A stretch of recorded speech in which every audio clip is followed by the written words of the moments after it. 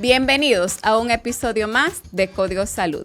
El día de hoy vamos a hablar de un tema de salud que pareciera del pasado, pero que en realidad siempre tendremos nuevos casos, y es la tosferina, una enfermedad altamente contagiosa y que afecta sobre todo a niños, pero también a adultos que sean de riesgo.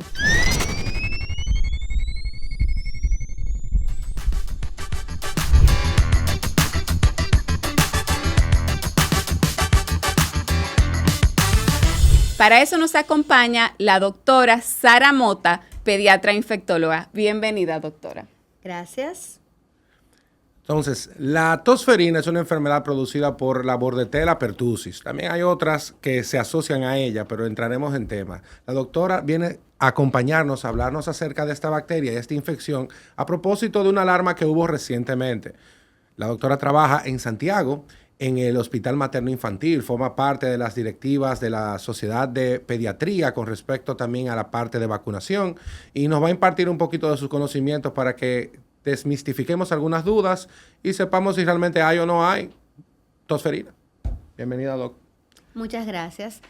Bueno, efectivamente, como dijeron en la introducción, siempre tenemos casos de tosferina. Ahora bien, a propósito de lo que motiva el tema, que fue la alarma o la alerta que se suscitó en días pasados por una publicación, es válido mencionar que luego las autoridades dieron una explicación de que sí, ciertamente tenemos casos esporádicos. De hecho, en el principal hospital pediátrico del país, que es el Hospital Infantil Robert Cabral, que es un hospital de referencia, sobre todo para la parte sureste y suroeste de República Dominicana, porque en la parte norte está el Hospital Infantil Arturo Grullón. Justamente las personas, los pediatras infectólogos que laboran en ambos centros, nos comunicaron, tosferina sí hemos tenido algunos casos, y igual en el Robert Reed, de hecho en el Robert Reed tienen en lo que va de año unos 5 casos sospechosos y 4 confirmados, y también en lo que se refiere al Hospital Arturo Grullón. Primero que todo queremos agradecer infinitamente su esfuerzo para estar aquí el día de hoy, que sabemos que le costó bastante, y queremos ser objetivos y llevarle un mensaje a nuestra sociedad de qué es la tosferina. ¿Qué es la tosferina y cómo se presenta regularmente? La tosferina es una infección respiratoria, porque se adquiere no por esa vía, causada por una bacteria que se llama Bordetella pertussis. Y es un cuadro que se caracteriza sobre todo por tos. Una tos paroxística. Si lo decimos en un lenguaje que la gente lo pueda entender, se pega tosiendo. Es una tos que no para. Por ejemplo, en niños pequeños se pueden poner cianóticos, azules, o sea, parece como que el niño dejara de respirar. En una persona de mayor edad, es decir, en un niño más grande, en un adolescente, en un adulto, se manifiesta sobre todo por tos. Puede empezar con un pequeño moquito, con signos como de una infección respiratoria indiferenciada, como una gripecita más. Y a medida que van pasando los días, esa tos que se comienza como cualquier proceso, una tos leve, a medida que van pasando los días comienzan a aumentar los accesos de tos, hasta que estos episodios de tos se hacen prácticamente constantes. Es un cuadro que dura semanas. Entonces, tomando en consideración que, como mencionábamos anteriormente, es un cuadro que típicamente se va a presentar como cualquier síntoma o cualquier cuadro gripal, es decir, como un resfriado común, como cualquier virus. ¿Qué debería llamarle la atención a los padres o a los familiares de los niños, sobre todo que son de nuestra mayor preocupación? ¿Qué debería llamar la atención para pensar en tosferina? Bueno, realmente el cuadro clínico per se quizás no tiene como un dato así como que estrella de si presenta esto, pero por ejemplo, en el caso de los niños muy pequeños, entiéndase niños de menos de 2 meses, generalmente la dificultad para respirar, o sea, cuando la madre ve que el niño que respira forzado, o sea, como el pechito se le hunde, lo que mencioné, el cambio de color, o sea, que cuando el niño tose, porque mira qué ocurre, que un niño tosa, bueno, tosa, una pequeña tos no es nada, pero en el caso de un niño muy pequeño, cuando esa tos se hace persistente, ciertamente el niño para de respirar.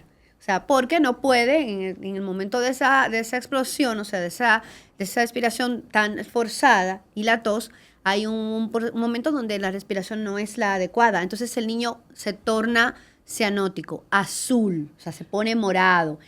Bueno, doctora, pero mi niño es como que morenito. Los labios se ven morados. Entonces eso es algo donde, o sea, se te pone morado una vez, no hay que esperar a que lo haga inmediatamente. Hay que acudir a buscar atención. Porque la enfermedad, a pesar de que es una bacteria, y generalmente nosotros decimos bacteria, fiebre alta, la tosferina invade la vía respiratoria, o sea, se entra por ahí, invade la vía respiratoria, inflama todo lo que es el sistema respiratorio, pero no necesariamente produce fiebre elevada. Son de esos casos interesantes en los cuales, inclusive en adultos, gracias a Dios, no vemos mucha tosferina. Vemos más a la hermanita, a la Bordetella parapertussis, por razones epidemiológicas per se. Pero es una de esas condiciones en las cuales ese subtipo de pacientes jóvenes, pequeñitos, lactantes, son los que más en riesgo están por lo que usted está mencionando, porque al no tener ese volumen de reserva, o sea, los pulmones ser chiquitos, cada vez que tosen se están asfixiando. Entonces, por eso ese es el grupo que puede tener mayor morbimortalidad, porque no tienen cómo aguantar las consecutivas manifestaciones de tos. Y otra cosa es que a pesar de que se inicia desde el embarazo con la vacunación, ¿verdad? Para que la madre pueda pasar de esos anticuerpos al feto y ya luego de nacido al bebé, para que tenga una defensa inicial. Ahora, un niño por debajo de 6 meses que tenga tosferina, obviamente tiene un riesgo de morbimortalidad superior a un niño que ya ha iniciado un esquema de vacunación y que ha recibido varias dosis, porque eso es acumulativo de acuerdo a la cantidad de anticuerpos que pueda ir gestionando cada persona y de acuerdo a los riesgos, obviamente, y morbimortalidad que tenga. Yo te tengo una pregunta basada en eso mismo.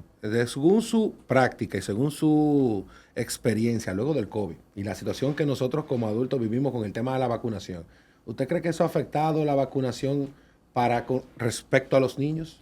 Por supuesto, y además porque tú sabes que las vacunas han sufrido. Alguien decía que las vacunas eran víctimas de su propio éxito. El hecho de que antes, sobre todo antes del COVID, muchas enfermedades, incluso hay profesionales de la salud que no han visto algunas enfermedades, como sarampión, como difteria. En la misma tosferina muchas veces no necesariamente se identifica. Y como el paciente se puede manejar, obviamente hay manejo específico para la tosferina. Sin embargo, muchas veces el paciente recibe diferentes tratamientos y si no es un niño muy pequeño que amerita ingreso por sus condiciones y cuando se le hacen pruebas diagnósticas y se confirma, se da el tratamiento adecuado, pues muchas veces la gente se puede curar hasta sola. Es importante señalar que el niño pequeño puede contagiar a las personas alrededor de él, o sea, a sus abuelitos, a los hermanos mayores. Es muy importante. Porque, como bien decías, la vacuna necesita varias dosis, porque es una vacuna inactivada, se necesitan varias dosis, pero se ha incluso observado que la vacunación de la embarazada no solamente provee protección indirecta para el niño, sino también que protege a la madre. Y además se recomienda la vacuna también a los adolescentes y hasta a los adultos, porque se ha observado que a medida que pasan los años, porque como hemos mejorado nuestra expectativa de vida, hace unos años la gente se moría a los 60 y mucha gente se moría y ni se sabía de qué. Ahora tenemos expectativas de vida más altas. Y se ha observado que esos anticuerpos con el tiempo pues pueden ir descendiendo, por lo que ya no se habla de vacunación solamente en los niños. Antes se hablaba de, nada más los niños se vacunan, ahora se habla de vacunación por toda la vida, o sea, por el ciclo de vida, vacunación desde el niño hasta el adulto mayor. Todos tenemos un esquema. Es como una continuación. Este niño que nace hoy tiene un esquema en su primera infancia, un esquema de adolescente, un esquema de adulto joven. Y si tiene la bendición de llegar a adulto mayor, también esos necesitan ciertas vacunas. Muchos creen que la tosferina quedó en el pasado, pero todavía está aquí. A pesar de la vacunación, cada año se reportan miles de casos en el mundo. La razón, la inmunidad de la vacuna disminuye con el tiempo y los adultos pueden contagiar sin saberlo. El problema es que un simple estornudo puede transmitir la bacteria y poner en riesgo a los bebés que aún no tienen defensas. Por eso, la prevención sigue siendo vital. Y tomando eso en consideración, doctora Mota, ¿cuáles serían las edades ideales para hacer esos refuerzos de la vacuna? Es decir, a través de la vida. Porque algo importante es que los adultos pueden tener inclusive infección asintomática y ser el detonante de que se presente la tosferina en un niño que a lo mejor han venido bajando los anticuerpos, etcétera, y que ese es el que va a presentar la enfermedad sintomática. Entonces, ¿cuál sería la cadena en el tiempo para decir, bueno, a tal edad se supone o aún no sabemos? Bueno, realmente en los adultos, si bien es cierto que la mayoría son asintomáticos, lo que pasa es que el adulto, por ejemplo, no tiene esa característica cuadro primero de gripe, muchas veces pasa como desapercibido y lo que más llama la atención de la gente es la tos, porque la tos se hace persistente, que como comentábamos en off, como en este país es un país muy con una prevalencia alta, por ejemplo, de tuberculosis, todo el que tiene tos más de 15 días, puede ser TB. No es incorrecto pensarla, pero siempre hay que pensar en otros diagnósticos. Correcto. En el caso de la vacuna, bueno, pues se recomienda que los adolescentes a partir de los 11 años reciban un refuerzo de vacuna contra tosferina. La vacuna de tosferina es importante saber que no viene sola. Esta vacuna está contenida en la triple viral DPT, que además previene difteria, tosferina y tétanos, pero incluso ya actualmente prácticamente no hay ya vacuna triple, sino que vienen combinadas en hexa y pentavalente.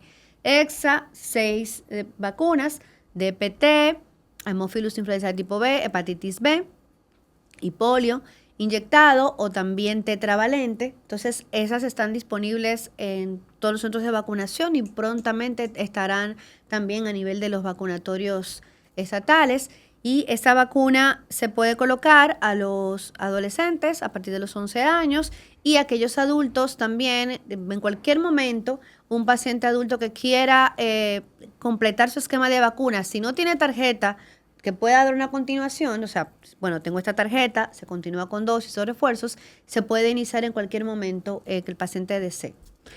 Entonces, digamos que tenemos un paciente o una familia con un cuadro típico de tosferina y queremos hacer el diagnóstico. ¿Cuál sería la etapa ideal para hacerlo y cuál es el método diagnóstico de elección?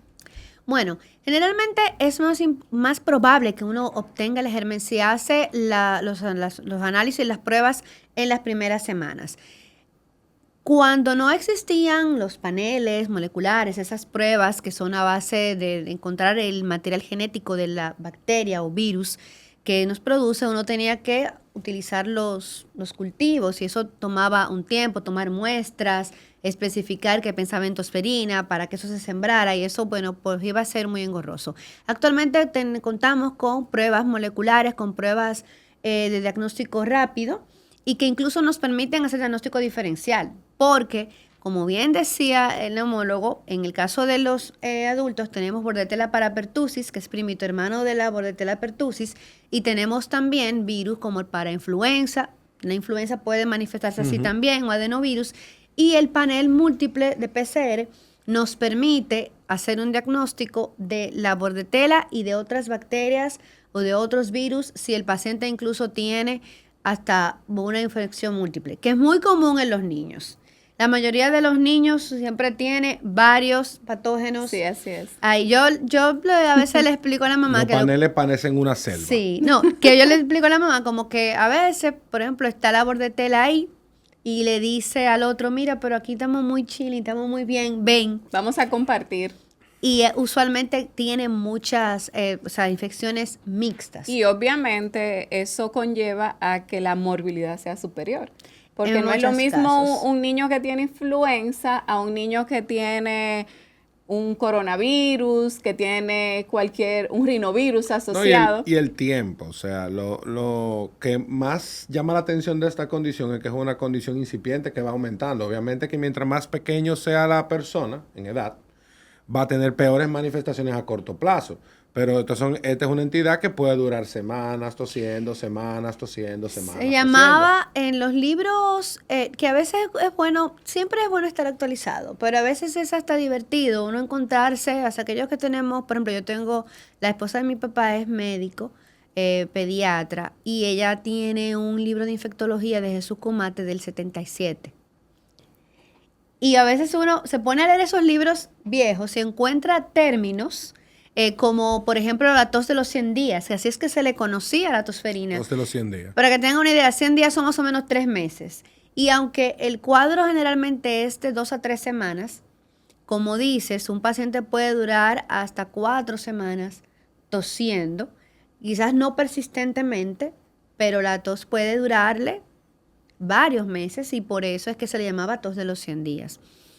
No me gustaría terminar esto sin mencionar que, por ejemplo, en el caso de los niños muy pequeños, las complicaciones inmediatas pueden ser tan severas como hemorragias intracraneales, porque como el niño tose y se sacude, y o sea, estoy hablando de bebés muy pequeños, y hay cierta labilidad, digamos que esa cabeza, ese cerebro todavía están muy, muy frágiles ahí. Fíjense que el niño no tiene, por ejemplo, suturas, o sea, lo que la gente llama mollejita.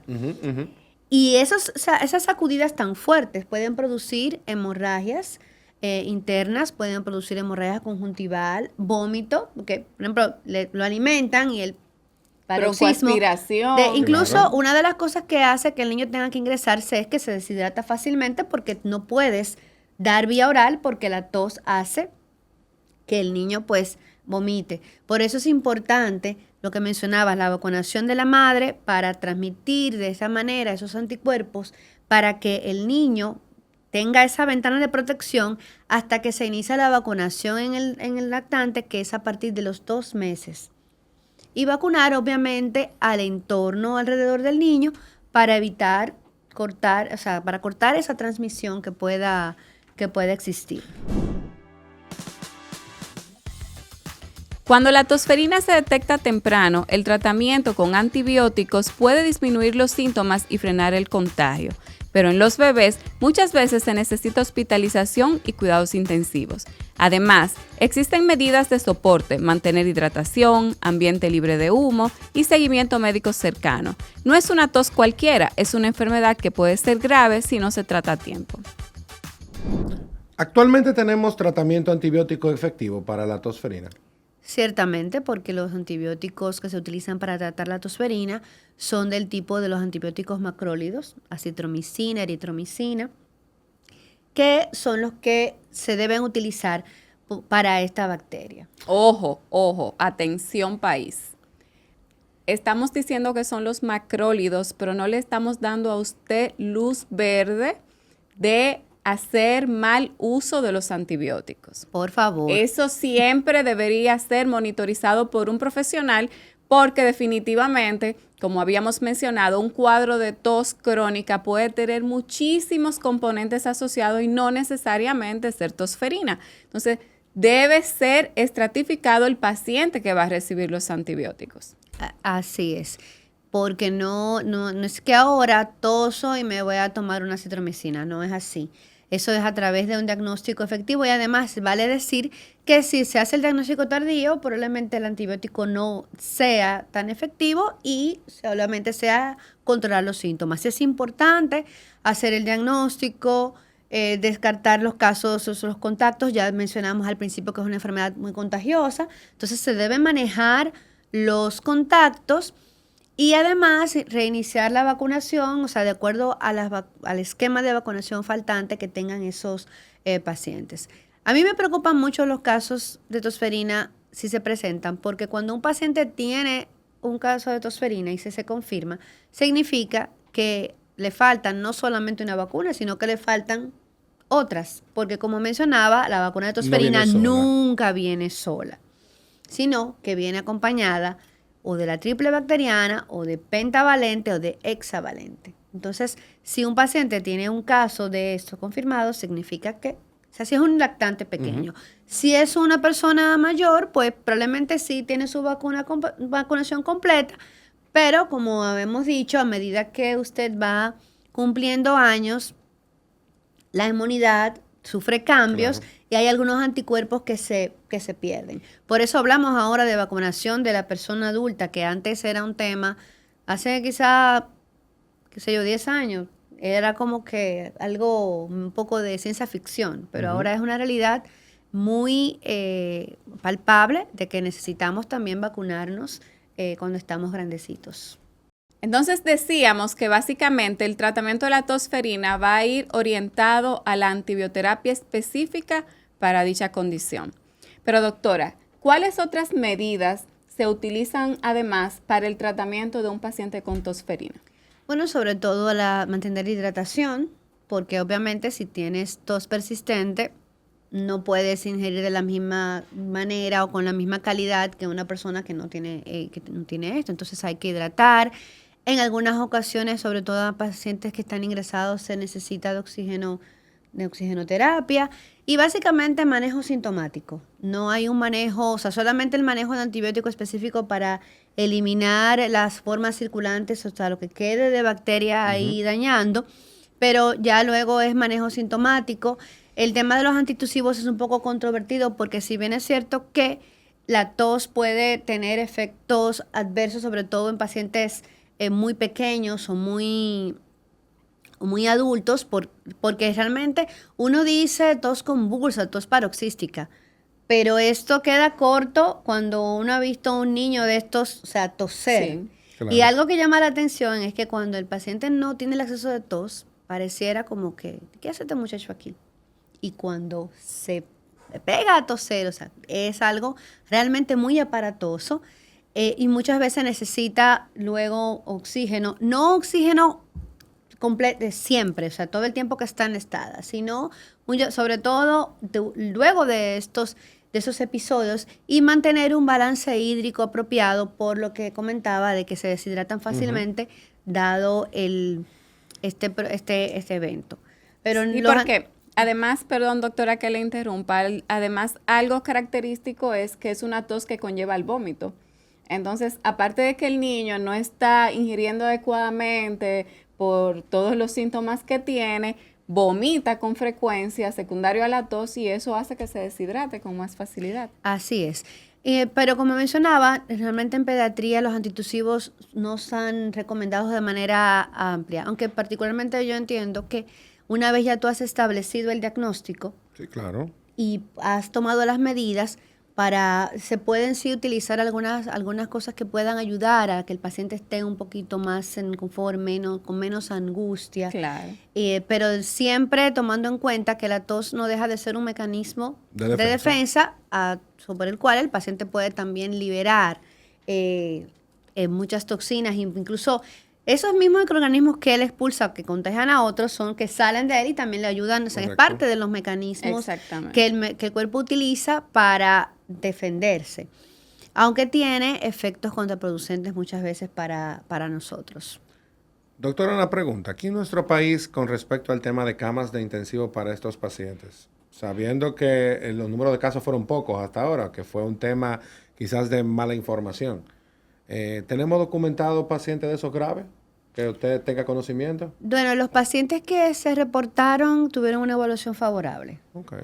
No ha habido fatalidades hasta este momento. Y yo puedo decir que en mi experiencia que los casos que he visto, a pesar de que se han visto, obviamente, en esos accesos de tos muy comprometidos, afortunadamente no hemos tenido casos fatales. Vale decir que si un paciente está ingresado, tiene riesgo, ¿no?, de adquirir otras infecciones, Claro, pero claro. es poco probable. Generalmente se manejan en aislamiento respiratorio. Entonces, usualmente no están necesariamente en intensivos, sino en áreas de aislamiento, porque como es altamente contagioso, no puede estar Claro. o sea, en una sala donde puedan contagiar a otros pacientes. Y usualmente se mantienen aislados con las medidas que mencioné antes, sea oxígeno si necesita y sobre todo la hidratación. Entonces, sabemos que la tosferina es una enfermedad infectocontagiosa que hay que prestarle atención, especialmente mientras más en los extremos de la vida usted esté. Es prevenible, o sea, es infrecuente nosotros ver esos casos gracias a la vacunación, pero últimamente estamos viendo más casos por el tema de la animadversión contra la vacunación. Es importante que usted sepa que si su bebé tiene abscesos de tos importantes y tiene dificultad para respirar, no espere mucho tiempo porque pudiera ser inclusive fatal. Y mientras más rápido usted tenga la asesoría de un especialista en la pediatría o en la infectopediatría, puede tener un mejor manejo temprano. De nuevo, aclaramos, la tosferina es una enfermedad real. La tosferina nos ha acompañado y nos sigue acompañando en el 2025. Doctora, ¿qué pasó en República Dominicana hace unos días que vino a la palestra pública el tema de tosferina como algo que estaba, subiendo la incidencia en nuestro país? ¿Qué ocurrió en ese momento? Bueno, se publicó, salió en la prensa que había un aumento de casos y se debió a un pequeño error técnico en el reporte que fue oportunamente aclarado por las autoridades. Además de que las sociedades médicas especializadas y básicamente los que manejamos los casos, dimos la cara e informamos que efectivamente no habían tal aumento. Siempre se tienen uno que otro caso. Hasta ahora, lo que va del año, se han confirmado unos casos. Es bueno señalar que sí, como dices, es muy importante. Si usted tiene un paciente con síntomas respiratorios, tos persistente y sobre todo dificultad respiratoria, busque asistencia médica. Evite la automedicación y acuda a su médico. Si es un bebé, si es un niño, acuda a su pediatra. Si es una persona adulta, acuda donde su médico de cabecera, su internista, su médico de confianza. Para que ese médico lo evalúe y haga el diagnóstico oportuno, porque si bien es cierto, puede ser tosferina como tal, bordetela, puede ser otro patógeno que incluso ameritaría tal vez otro tratamiento y pueden evitarse complicaciones posteriores. Entonces, a nuestros amables televidentes, la tosferina, como mencionamos, es una enfermedad prevenible con vacunación, altamente prevenible. Nos da mucho placer que nos hayan acompañado en este episodio. Agradecemos a la doctora Sara Mota por acompañarnos para que ustedes sepan cuál es la realidad actual a nivel nacional de la tosferina y cuáles son las precauciones que deberíamos tener para nuestros pacientes que se encuentran en más riesgo.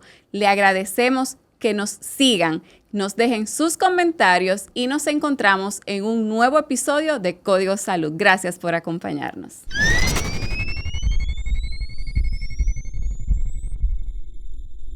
Scene Media Studio, tu playground de historias.